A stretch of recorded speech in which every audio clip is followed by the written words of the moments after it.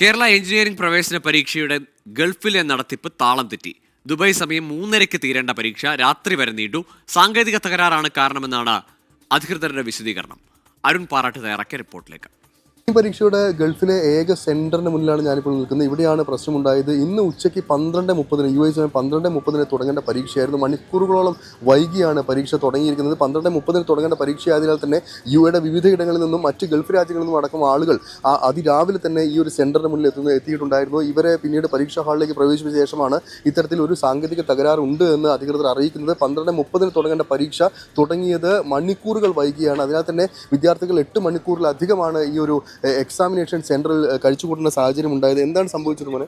എന്തായാലും മറ്റേ computer work ഉണ്ടായിരുന്നില്ല, നെറ്റ് പോലടക്കം വരുന്നത്. ഞാൻ തുടങ്ങിയത് എന്തായാലും 4 മണി കഴിഞ്ഞു. മാത്സ് ഒന്നും കംപ്ലീറ്റ് ആക്കാൻ പറ്റിയില്ല. ഈ ഒരു കാരണം കൊണ്ടാണ്. അവിടെയുള്ള അധ്യാപകന്മാർ എന്താ പറഞ്ഞത്? അവർ പറഞ്ഞ് ശരിയാവും ശരിയാവും പറഞ്ഞിട്ടായിരുന്നു. ഇടയ്ക്ക് ശരിയാവും അല്ലെങ്കിൽ ഇടയ്ക്ക് പോവും, അങ്ങനെയായിരുന്നു. ഞാനിവിടെ നേരത്തെ എത്തി, 10 മണിക്ക് എത്തി. നേരത്തെ 1 മണിക്കൂർ മുമ്പ് എത്തി.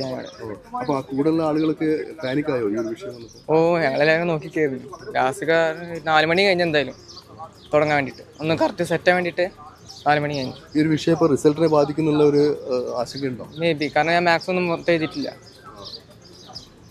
രക്ഷിതാക്കൾക്ക് ഒരു ആശങ്കയുണ്ട്. എന്തായിരുന്നു അവർ നിങ്ങളോട് പറഞ്ഞത്?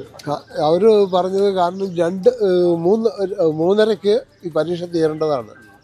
12 മണിക്ക് തുടങ്ങിയിട്ട്. ഞാനാണെങ്കിൽ അലയിൽ നിന്ന് വന്നിരിക്കുന്ന ആളാണ്, ഇത്രയും ദൂരെ നിന്ന് വരുന്ന ആളാണ്.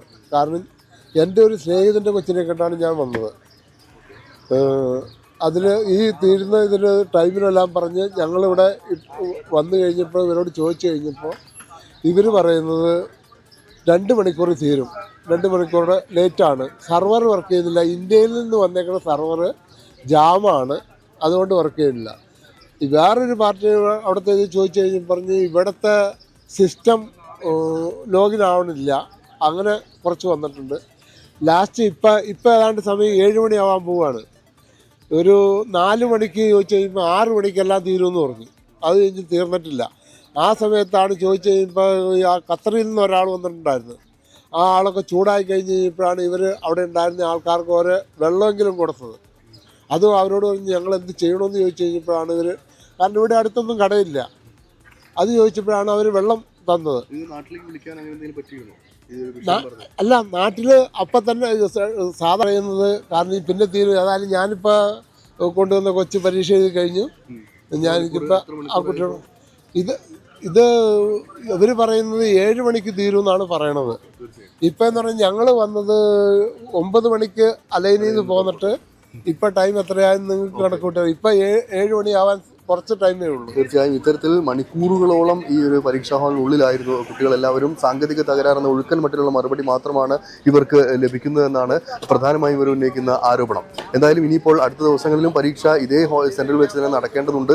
ആ സമയത്തും ഇത്തരത്തിലുള്ള പ്രശ്നങ്ങൾ ഉണ്ടാകുമോ എന്ന ആശങ്കയും ഇവിടെയുള്ള മാതാപിതാക്കൾ പങ്കുവെക്കുന്നുണ്ട്.